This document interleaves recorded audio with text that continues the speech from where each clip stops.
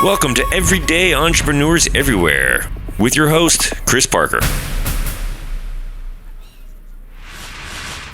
And welcome to Everyday Entrepreneurs Everywhere. This is Chris Parker, and I am speaking with Michiel Ooms. Michiel is in the Netherlands, as so am I. And Michiel and I worked together at LeasePlan really back in the day, I think between 2001 and 2005 or so. And maybe we'll talk about that experience a little bit. And most recently, I was, very delighted to work for him and with his management team as the CTO at PowerPeers. We've also interviewed Lars Falsch and Simon Broad from the PowerPeers story. So all of these episodes sort of go together to get really different views. And Michiel was leading up the product vision as one of the true co-founders. So Michiel, thank you so much for joining. Can you please, for everyone and myself, because I'm always learning, I've known you for years and I always learn things during these conversations. It's wonderful. Michiel, what is it that you do and why do you do what you do? Well, that's the million-dollar question to start off with, Chris, isn't it? Thank you for having me on this podcast. I normally tend to describe myself like somebody that shapes and forms visions and ideas and innovations into product propositions. Mm-hmm. And not only the product propositions at itself, but also the supporting organization needed to run that proposition.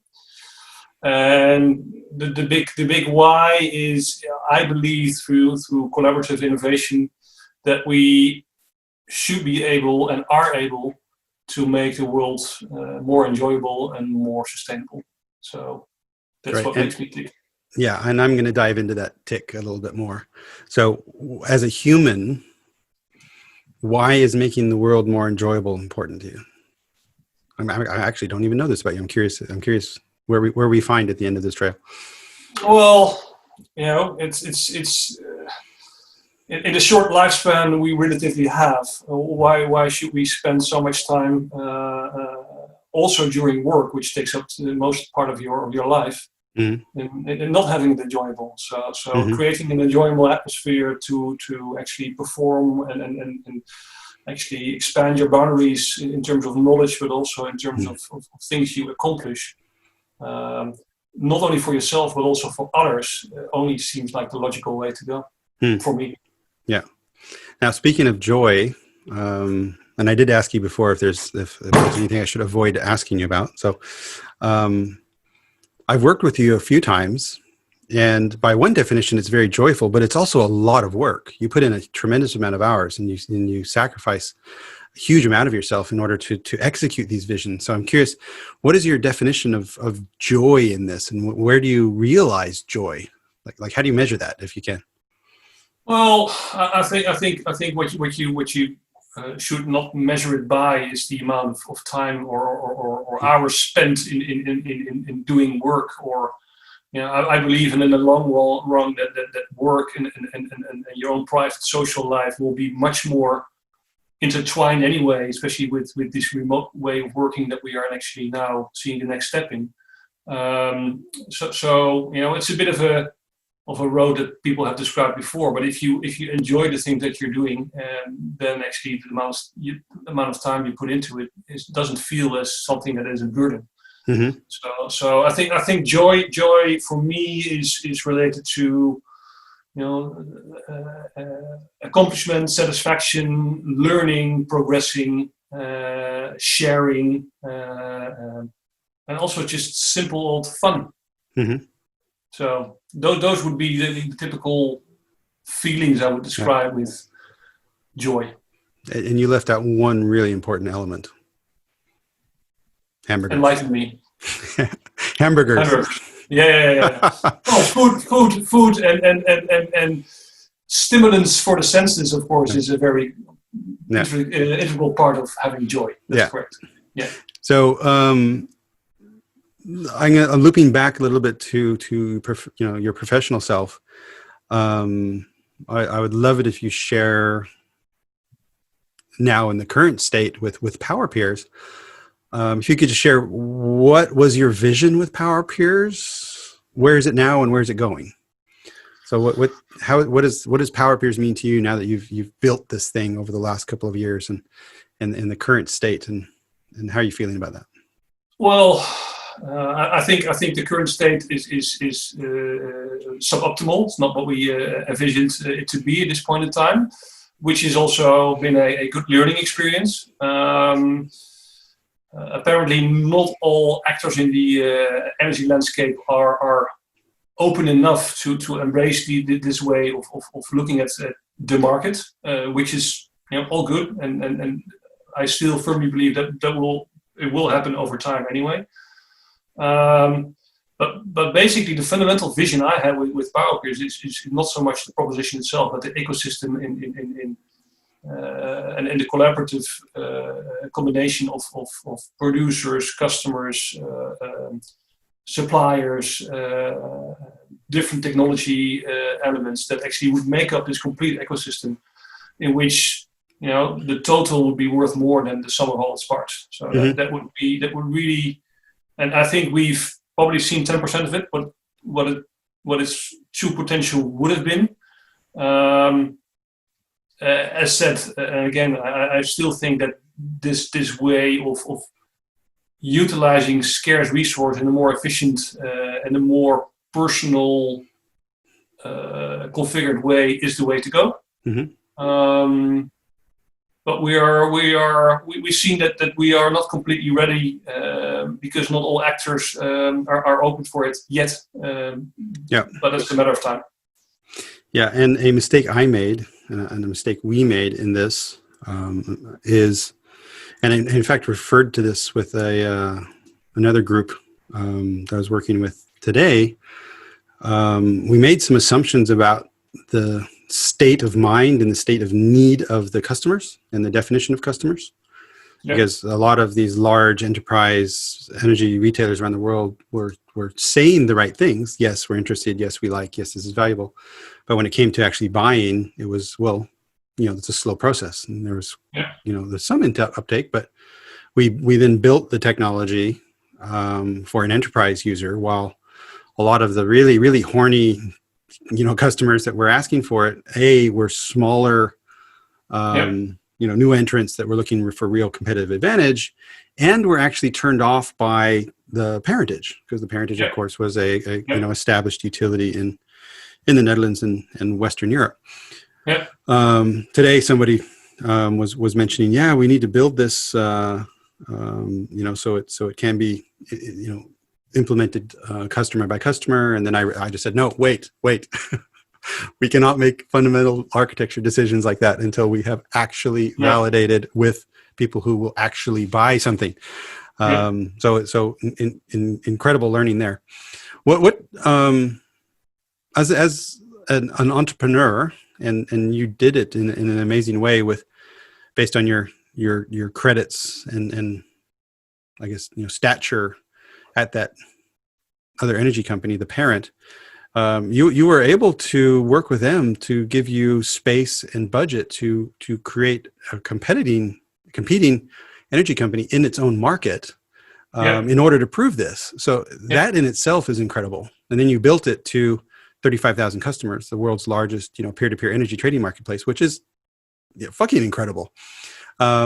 What's your main learning from that whole experience on working as a daughter of a large enterprise doing really entrepreneurial different things? Well, I think what you probably see with the typical incumbents in the energy world is they are a bit of in the catch-22, because their whole investment portfolio, whether this is fossil based or is renewable generation, is really based on a very predictable curve in the energy market for the coming years, right? And their whole way of operating is about risk mitigation and optimizing it as much as possible. Whereas as we with PowerPeers looked at a much more much larger step in changing the way the energy market is actually interacting. And what you see is that typical incumbents actually like all these new ideas, and they want to test it, and they want to have a piece of the cake.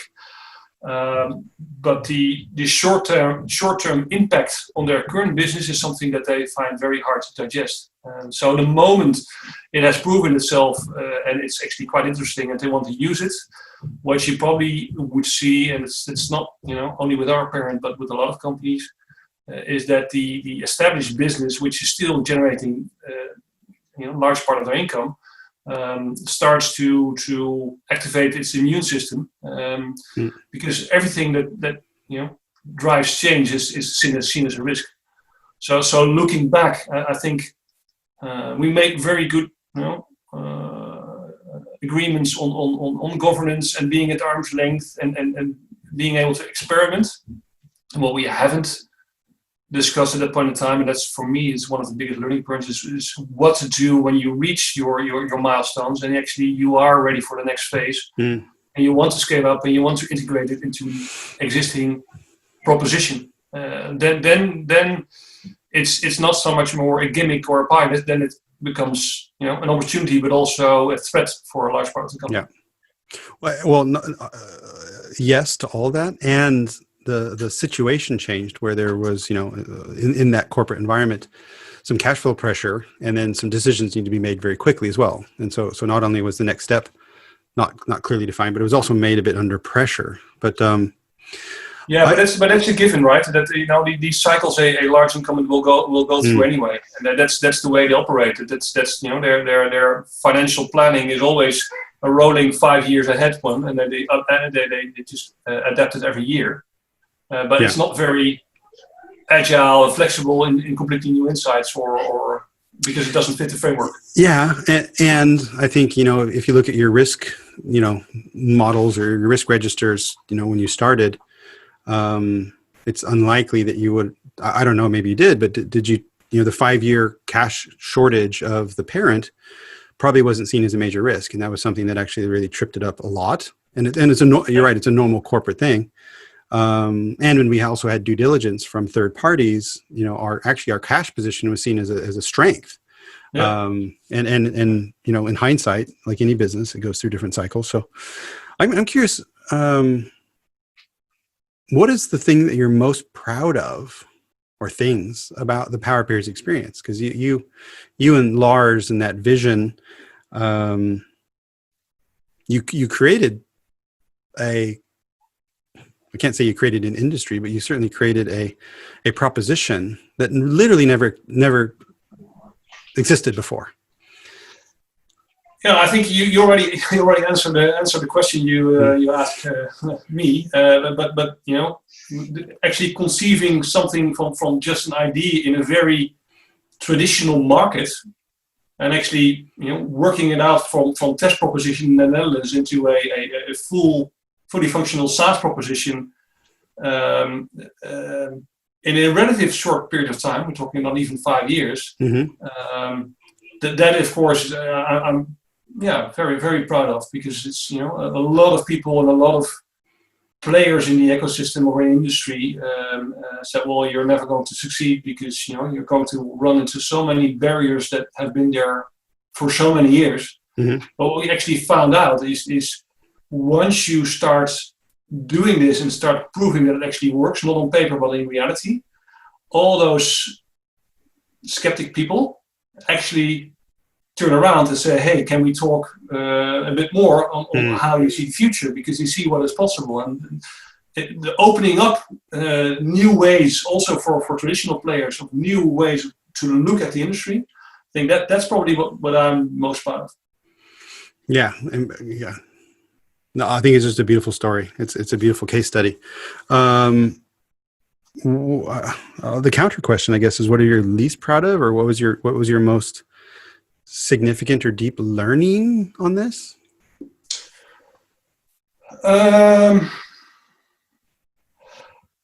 Well, again, it's a bit of a given, but I think you can make. What I'm disappointed in is you can make a lot of. You can agree to a lot of things with people, organizations. but the moment things turn, or the moment you hit barriers, people tend to forget certain things you've agreed to, and that's maybe you can call it naive. On the other hand, I try to call it optimistic, because if I upfront would already think about all the things that people could have thought, or could have blocked, or then I would never have started it. So I think it's a part of this optimistic naive thinking that you need to have as an entrepreneur anyway.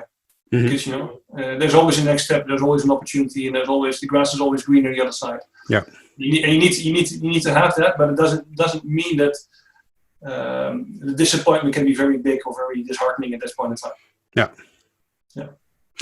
For me, there was also incredible and tremendous learning on our agile and our safe journey.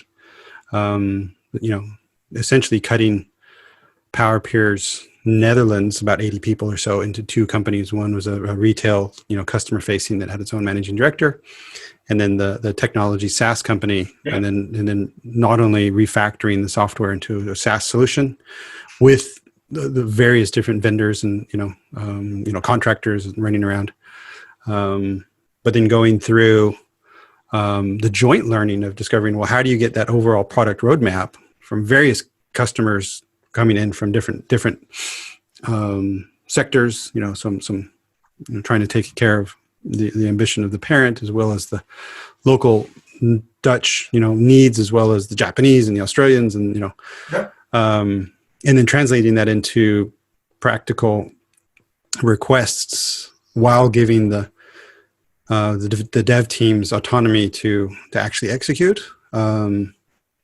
It wasn't perfect at the beginning, but I think we got pretty good actually after a while. Yeah, I'm very satisfied by especially a few persons that actually led that different functional teams, and the way they actually took up this challenge and the responsibility to be able to make decision at a lower and daily level, and the way they actually took it with them and ran with it. It's really surprised me and really encouraged me as well. Are you comfortable calling out any names? Well, I think if I look at, for instance, Matthijs leading the front end team, and the way and the ambition and the positivity in which he embraced that challenge and that responsibility. That's something of probably one of the most complex parts of the whole tech solution, but it's the one that I had to worry about the least. Yeah. So that says a lot. Yeah, he was a rock star. Hello. Hi. Somebody's coming in with a bikini on. That's an interesting one. I hope that's a bikini. I'm leaving that shit in. I love it. So, but I think there's so many, Ahmed as an incredible Scrum Master who just taught me so much, and even Ted, on the infrastructure side, who I was able just to trust so completely based on his wisdom around cloud and Azure, but just across the board, I think it's almost unfair to even say names, because the checking into the game across literally across the whole team, even Jeanette, who operations on the Netherlands side, who's so fundamentally different than me, who is a stability, structure, organization lady, and I am the opposite of all that. We all found ways to work together to make this happen, and so I'm looking back really. Well, really, I think also about what you see is that part of SAFE, the skilled agile framework we used in this as our agile methodology. Even the people with a different business views on things, structure or more flexibility or whatever, they all found that they actually could actually get what they find important in that structure. And I think that's where the power is as well. Yeah, and for those of you, SAFE, Scaled Agile Framework for enterprise, maybe it's even what it's called. Yeah. We did not implement SAFE, just so everyone knows. We were really, really, really inspired by SAFE. We went to Agile for Managers training by Xebia here in the Netherlands. Most of that training, or over half, was actually talking about alignment and differences, which is brilliant. And then some went to product owner training, and some went to SAFE training. And then we, I think, gave ourselves the freedom to assimilate and take what was necessary and ignore what was not necessary, and inspect and adapt from there. So that was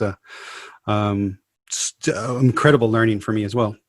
Yeah. SAFE has a multi-layered approach, because it's for enterprises, and we took basically, because we're quite a small company. We had 45 in the Dutch retailer and 45 in the SaaS company. So 90 people together. So we didn't need the full framework, but we took actually the parts of the structure and applied it. And that was mostly driven because we knew we had competing requirements coming in from different types of customers, and this was a nice little method to at least to give us the structure to have those dialogues. So one of the tools we used that I've benefited a lot from the management team there using is the Simplicity Scan. We used it in a number of different ways there. I'm just really curious, Michiel, what was your, and I'll ask tips and tops. We use the Simplicity Scan as a management team as well as other tools, Business Model Canvas and EXO Canvas and others, to come together. So how did you experience that as a member of a management team trying to, simplify your thinking and make decisions on direction? How did you experience all that?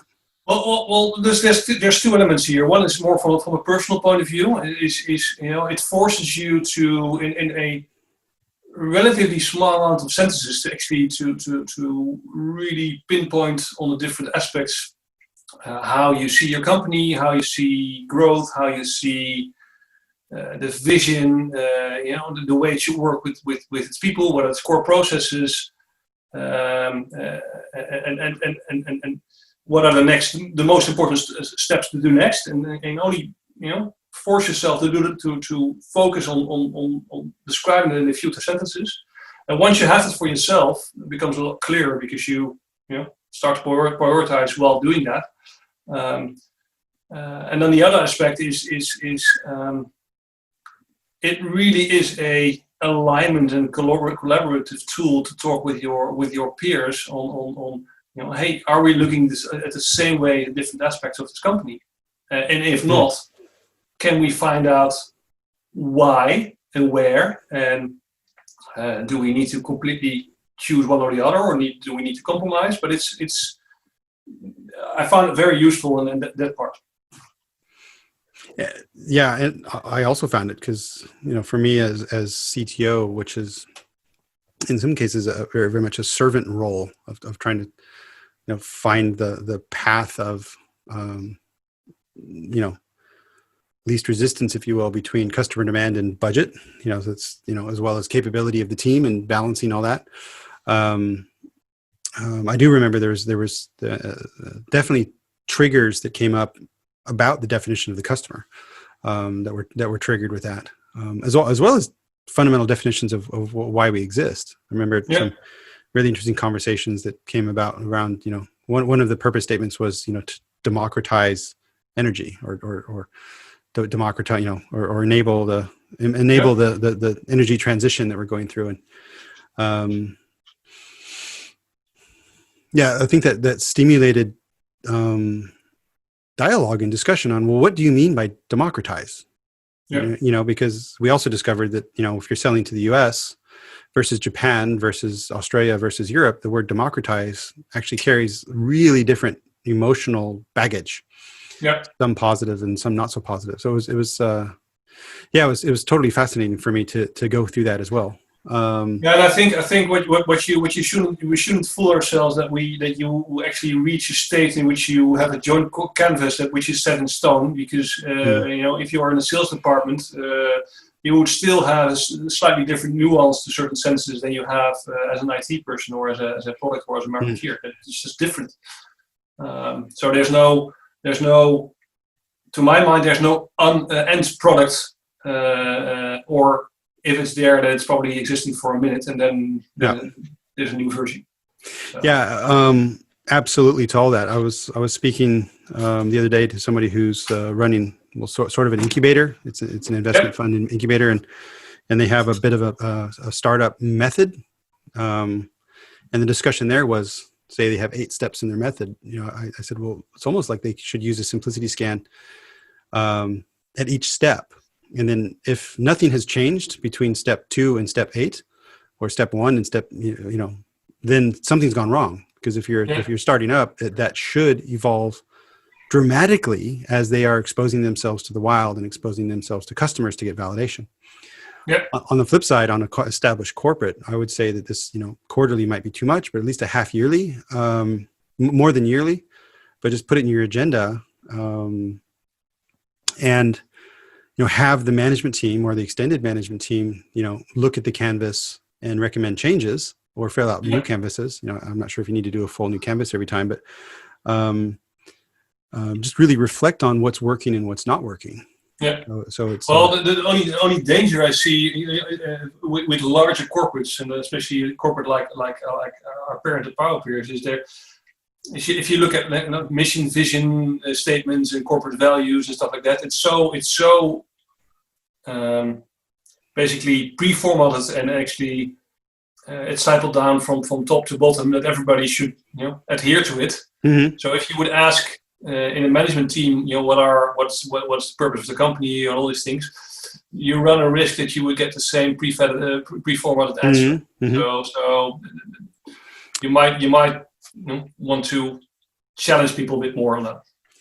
What I would love to see is if they, and I'm not talking about that company in particular, but if you have a packaged marketing purpose statement or vision statement there that isn't lived or real, and then you fill out the rest of the canvas, which is really quite a holistic view, that they will probably see an incongruity or disconnect between what they're saying on the left side, which is their purpose and who they think their customer is, and then maybe on what they're actually measuring. And then, because that's what, that's a trick question I ask, all the time as a validation question is, if you say this is your purpose, why in your measurement answer are you not measuring your performance against your purpose? Yeah. And if you say you are measuring your performance and your purpose, how come the data support that isn't in your data section? Yeah. These are just, when you start looking sort of horizontally on the canvas as well, you can start seeing, well, wait a second. If this is why we exist in the world, why do we not hire that kind of person, for example? Fair question. Yeah, you know what I mean? So it's but it does take an enlightened or a safe space for people to then complete that, and then also challenge themselves to maybe challenge some holy doctrine or some holy dogma. Even at the top layer, it also requires an executive management that actually wants to stick the neck out, and also wants to expose that that data, and not have the natural protection not to be too concrete in data, so it can be used against them. That's typical defense mechanisms. So it takes some balls basically to do that. Yeah, it takes some balls, or it takes some need. So if there's a market change or something like that, But I also recommend and I promote using the simplicity scan when you're looking for a job, to fill it out based on what you understand about the role and the position, and that can help you identify questions to ask during the interview, or also that same document could help you on your first 100 days. Because if you filled it out while you're applying, and then once you get in, validate all that and see, okay, well, what, based on this, what do I need to do? As well as I send it to people on LinkedIn when they have a work anniversary. It's hey, this is your 15th year at that company. Can you answer these questions truthfully? And does something need to change? Do you need to change? Do you need to adapt? Does the company need to adapt? But it's all these triggering, conversational questions. So, Michiel, moving forward, because PowerPeers has, been decided that as a standalone enterprise selling around the world won't happen or highly unlikely to happen. What are you looking forward to in the next decade in your career? Well, that's something I'm trying to figure out now. But the core essence of my being doesn't change. So I still want to build things that actually bring progress, joy, value for everyone involved, and I really mean everyone. It's probably logical for me to do something which is still somewhere on the crossroads between product and technology. That's where my superpower is to really translate product demands into digestible bits that actually an organization can build and deliver. So also with the history in energy and telecoms, it's pretty logical that we'll probably stick around in the sector a bit, although the traditional boundaries for energy are now becoming more vague as well, because you see e-mobility, electric vehicles, and smart homes also moving into the energy sector. So there's ample opportunities and lots to do. So I'll probably stick around in this sector for quite some time still. Great. Well, I'm excited to see, how things evolve. Like you mentioned very early in the conversation, the transparency and provenance, and the peer-to-peer trading aspect of energy will happen. The EU regulation is also demanding this, community solar, community renewal. So there's a lot of magic to happen there. And I'm looking forward to seeing that. And it's been, we've worked together twice. So I think it's not impossible to think we might not work together again in the future. So, So, and we have to support each other's hamburger habit as well. So, Michiel,